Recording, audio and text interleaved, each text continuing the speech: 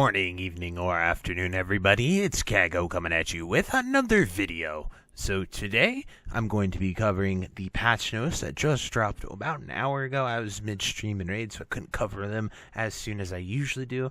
But these are all the changes that have gone live as of maintenance earlier today. So just some overall pretty great changes. Some of these you've probably seen before because they've kind of sprinkled them in or gave us hints before. But here's just the full list that Blizzard is providing us with. But before we get into the video, be sure to like, comment, and subscribe. Everything you guys do helps my channel grow, helps me get discovered, and helps me help as many people as possible, which is the entire point of my channel. So without further ado, let's get into the video. So we are going to switch it right over here to these patch notes and get right into it, guys. So we have, they first off increased the number of crafting materials found in boxes of Gnomeregan salvage and slightly increased the drop rate of grime encrusted salvage throughout Gnomeregan.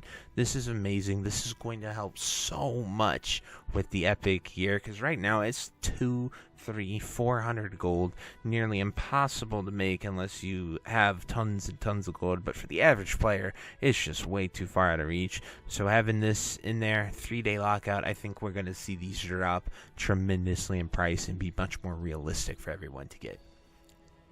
Next, on to the class changes. Druid. Berserk now increases the number of targets struck by lacerate while it is active. Star Surge damage bonus to Starfire increased to 80%, was 66%, and it corrected a bug causing this bonus damage to be lower than intended at level 40. Swipe now scales with attack power, gaining 10% of attack power's damage. Threat caused by swipe greatly increased. Rip duration increased from 16 seconds to 12 seconds. So all those were sprinkled beforehand, but they're just all live now, which is great.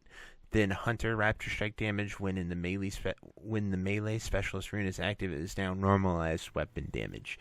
So this is a huge nerf and change towards it, because like Raptor Strike does a strong melee attack that increases the damage, so now it's normalized, which we'll see how that affects once we see more logs and people actually using it, so bear with us on that one. Paladin fixed an issue where Fiery Weapon Enchant and Seal of the Martyrdom were triggering each other. Neither can be triggered by the other any longer, so that's kind of crazy and probably allowed for a ton of damage.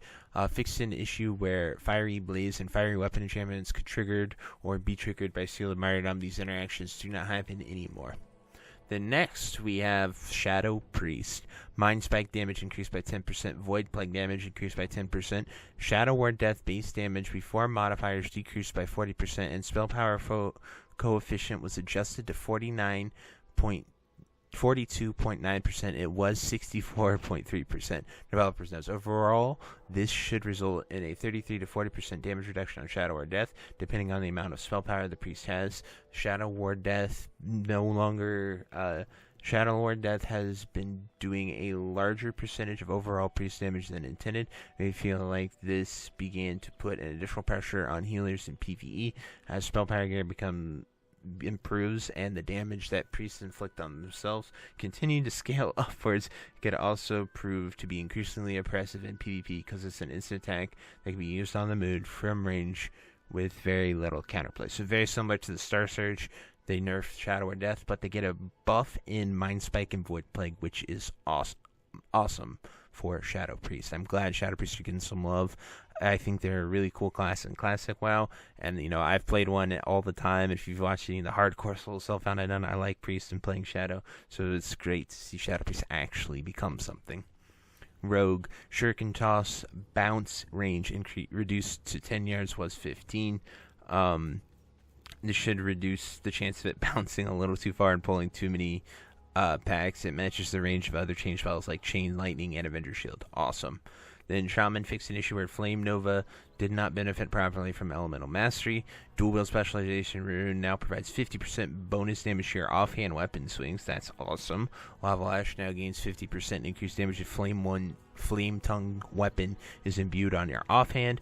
The proc chance of the Maelstrom weapon is now roughly 50% higher when your main hand weapon or your two-hand weapon is imbued with Wind Fury weapon.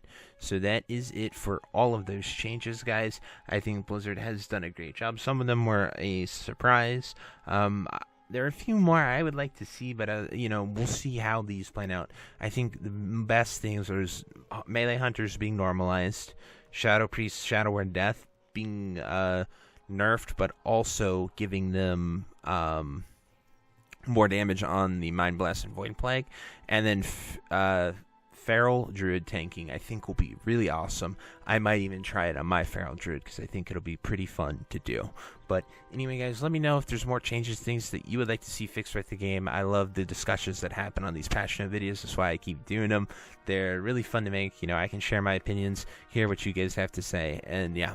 Anyway, that's it for this video. I hope you have a fantastic day, and until next time, I'll see you later. Bye-bye. If you made it to the end of this video, thank you so much for watching. It truly means a lot to me. If you happen to find anyone that you know would also benefit from watching this video, please share it with them.